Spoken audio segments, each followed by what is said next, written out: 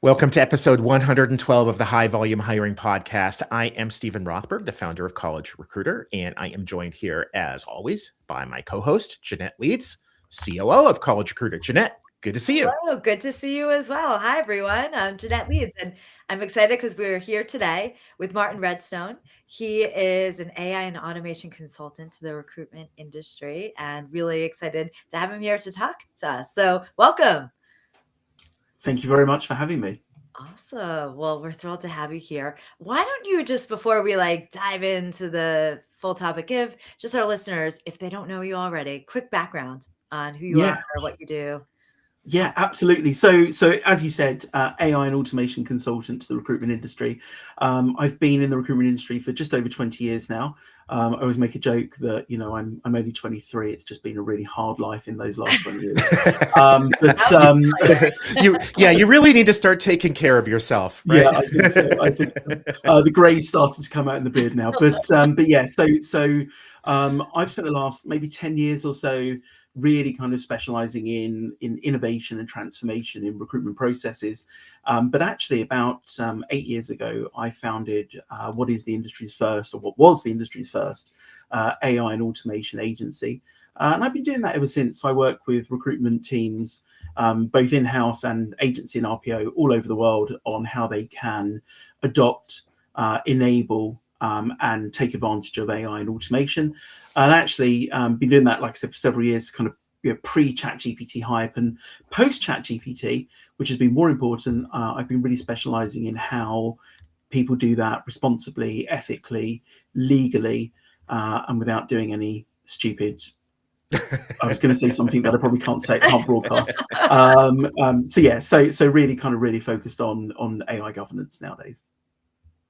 Excellent. Awesome. So, question for you. I was in a conversation and thought you'd be a great guest to kind of flesh this out. It was a conversation on LinkedIn several months back, and the point was basically made that a lot of the AI powered hiring systems, whether it's an ATS, job board, whatever, assessment, a lot of them kind of will essentially take the CV or resume from the candidate, compare it to the job posting ad, and then give you some kind of a score or rank. And if you've got 200 people that applied to a role, it's essentially going to rank them from 1 to 200, 1 maybe being the highest, 200 maybe being the lowest. The assumption that I think a lot of employers make is that that candidate at the top is going to be more productive than the candidate at the bottom. But the point of the discussion is, how do employers know? If they never even interview the candidate at the bottom, let alone hire them, let alone have that person working for them for a couple of years, how do they know that they're more productive? So AI guru, how do we know? Well, it's a fantastic question. We shouldn't be putting our trust and our faith in vendors and their marketing and their sales spiel, because ultimately, if we want to do this responsibly and actually legally in a lot of places in the world and a lot of states in the US as well, we won't talk about the executive order and what have you, but ultimately, we need to be asking those kind of questions. And also, we need to be testing it ourselves. So we don't just take it verbatim that, this bottom lot, chuck them in the trash, they're no good, let's just automatically reject them. We can't do that anymore. We need to be auditing. We need to be, ultimately, we need to be supervising the AI. And we can only do that through transparency from our vendors, and so we can't have this black box situation anymore where vendors won't tell us how it works. They won't give us access to, to the engine. We need to understand how it works. We need to be able to explain that to our colleagues, our candidates, and we need to be able to audit it to make sure that it is doing things as we would expect it to. It's great. It's such good, not even advice, but ways to be working. I know earlier in the green room we were talking a bit about how vendors have changed over the years. At first it was, here's the matching, here's whatever, and it's again, black box, right? And it was, don't worry about it. And we've certainly seen an evolution of that over the years, where now a number of vendors, not all of them, will say this is X, Y, and Z, and they're very transparent, but not everyone. So maybe you could give some advice on what questions employers should be asking. And I'm also interested, especially for those who aren't super technical, because you alluded to like, understand how it works. But what if someone doesn't doesn't have the capability, like it doesn't have the back?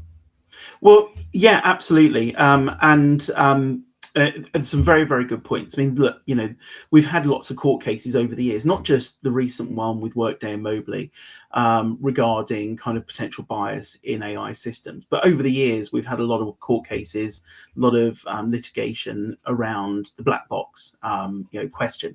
And so what that has been doing, what legislation has been doing, and what some of those, especially the Mobley Workday case, has been doing is putting pressure on vendors to finally prove the trustworthiness of their systems. So we should be expecting our vendors to show that proof as part of their sales process. So like I said, not just relying on marketing and sales veneer, but actually showing that proof as well. So the questions to ask, you're right, because what we don't want to be is technical gurus who can understand lots and lots of different technicalities around how the system works.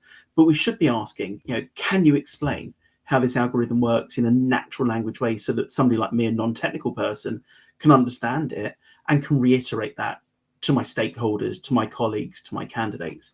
We should be asking, when was the last time you audited for bias? When was the last time you audited for rank drift? Rank drift, AI systems, a lot of people don't understand, but they can change that ranking order on a regular basis, and so we call that rank drift. Again, it's a very technical concept, but the question is, can you explain how you audit that, and can you explain the mechanisms you have in place to keep on top of that, because they're not one-time things. So there are all these kind of questions, standard data security questions. What do you do about anonymization of data? What do you do about bias? Where do you hold your data? What do you do about adversarial attacks, prompt injection attacks, those kind of things?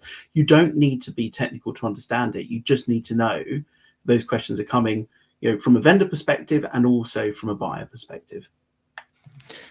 I love how you said, Martyn, that we need to, hold our vendors to, a higher standard, or some words to that effect. Is this a vendor problem, or is it also an employer problem? It's a very, very, very good question. The answer is it depends where you are in the world. And I know that sounds terrible, but there's a lot of different legislation out there. There's no one standard. But I would say best working practice, it's a both problem. And so again, as a buyer, we shouldn't be trusting vendors. And as a vendor, we need to be trying to earn that trust. So it's a kind of horrible, vicious cycle. But as a buyer, we need to do our own tests. We need to do our own checks. The question is, if I was manually sifting and scoring and ranking this bunch of resumes that I'm getting, is the AI doing the same? Is it coming out with the same kind of response that I would have? It's those kind of things that we need to be thinking about. So actually, I see the future of recruiters being very much supervisors of algorithms. Checking in, making sure they're doing their job properly, looking at that bottom and saying, were these people rejected for the right reasons, and looking at the top and saying, would I have put these people through to the next stage? So it's all those kind of questions we need to be asking. So you're right, it's a good question, and the answer is it's a both problem. I love that. As you were answering, my mind was going to someone who, like, what would those tests be? Right. And you started answering it like, okay, do this kind of test. Like, maybe you could share some more examples, or even, I don't know if you can share a story of someone you've worked with where they tested for X, Y, and Z, and this was the outcome, just to really bring it to life. Well, what I can talk through actually was a really interesting piece of research that I did last year, which was, we're in a situation in the industry which is unfortunate, where recruiters are being asked to do more with less. They're not really being given great budget to do more with less. So they're turning to commercial tools like the public version of ChatGPT or Gemini, or dare I say Grok, or anything like that. So what we're seeing is recruiters turning to these tools and trying to use them. And so putting in a pile of resumes and saying, here's the job description, give me the top 10, give me the top 10, the reasons why, etc. And so I did a piece of research earlier on last year around what actually happens, and it was a really, really scary story. So across all three, there was only a 14% overlap in the top 10. So, and this was 100, to give you the data behind it, one job advert for an HR business partner, 109 HR related resumes every day for a month, put through those three systems, ChatGPT, Gemini, and Grok, with exactly the same prompt. So overall, really scary. Like I said, across the board, 14% overlap in agreement on that top 10 on a daily basis. 55% weren't even looked at, because what we noticed was large language models, they have ultimately a race to the finish line. So once they found their top 10, they stopped looking at all the rest. What else? Rank drift, we talked about. I mentioned that earlier. A plus minus 2.5 places movement on a daily basis. And lots of other scary things coming out. Wow. So the real world, it is scary. And so my recommendation for my clients is to keep a control of CVs and or resumes, whatever you want to call them for your audience, and do this test. So exactly that, that one job description, that one job advert with a bunch of resumes, so how they should be performing on a regular basis. Once a month, push them through the system again and see how they're changing, see if they're, so it's that kind of control group that's really, really important. What they are, their data that's known to you, how they should be performing. So test it on a monthly basis and see whether you're getting the same results. If you're not, that's fine, but know what your appetite for risk is, and know how to manage that variation and that variable. The difference between the three major systems plus the others that we didn't even talk about. Yeah. I suspect that all of our listeners would say, well, that makes sense, right? OpenAI is going to have a different way of looking at it than Gemini, than Grok, than, pick your flavor of the day. Yeah. The drift is different. You would think that somebody who applied on Monday, and if the resume or CV is the same on Monday as it is on Tuesday, and if the job posting hasn't changed, it should be the same. I can see over the course of a year or more, right, that things change, but every day, that's astounding to me. Is this similar, Martyn, to if an employer is, say, using a staffing company to do the same kind of function, having a whole bunch of people applying, or in the UK, an agency, and having an actual person go through? Do the employers need to use that same sort of oversight? How are you determining who's well ranked? How are you determining who are the finalists? Is it akin to this? It's a very, very good question. It all depends on the systems being used. Ultimately, and just to your point, Gemini actually had one of the worst, which was over the course of 2 or 3 days, somebody went from first place to literally dropping out of the top 10. So, and actually, to your point of whatever flavor of the day, the choice of AI model shouldn't impact who gets a role. Right. And you could be a Microsoft company, you could be an OpenAI company, you could be a Google company. The choice of AI model should not impact who actually comes out with a job at the end of that process. So I think that's a valid point to remember. Look, there are lots and lots of different rules and regulations out there. One that's just gone live beginning of January, which was automated decision-making tooling in California under the CCPA rules out there. That states that it's not just about who makes the final decision, it's about the automation stack behind it that's impacting the decision. And so if you're in a situation where you're using a staffing company, and that staffing company is also using automated systems, then you've got this total stack of systems that are impacting that final outcome.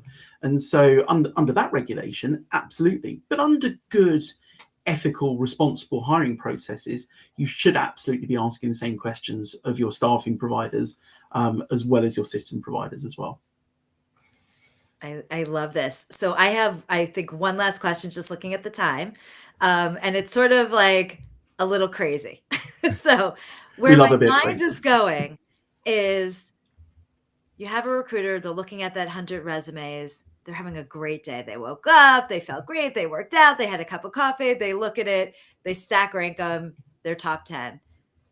Next day, they come in, they're the control group, pretend they have amnesia, they haven't seen it, they had a Mhm. terrible day, they didn't sleep, just not feeling it, their coffee got the wrong order. They're going to come up potentially with a different top 10, right? Humans. So my one question is like, and this is crazy. So putting aside all the legal stuff, do we think the AI matching is still better Oh, than humans? Because again, like if we say what you just answered that question again, you're going to say in a slightly different way. Like, how much Yeah. of an impact is it? Because this is based on LLMs and data that's fed in that changes. Like, I don't know. What are your thoughts there? So Crazy. it's a fantastic question. yeah. Look, there's a few variables that we have to think about there. The first one is that we've always got unconscious bias when it comes to people, and we can clean data that AI is trained on to make sure it's as bias mitigated as possible. You're never going to remove bias, but when it comes to probabilistic systems like large language models, you have no control over what they're doing from one instruction to another.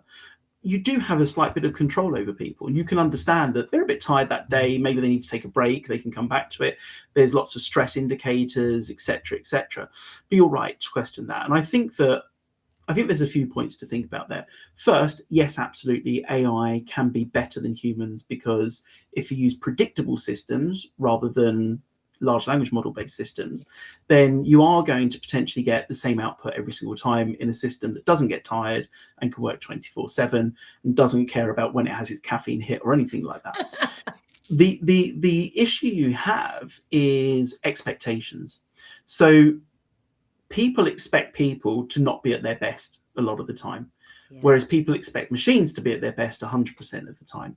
And so there's a lot of faith that's put into machines. There's a lot of we see it now with this issue with hallucinations in large language models, where people don't realize that ChatGPT can get stuff wrong, and they're using it as a replacement for Google. And so there's a lot of faith put in machines. People expect machines to be 100% right 100% of the time.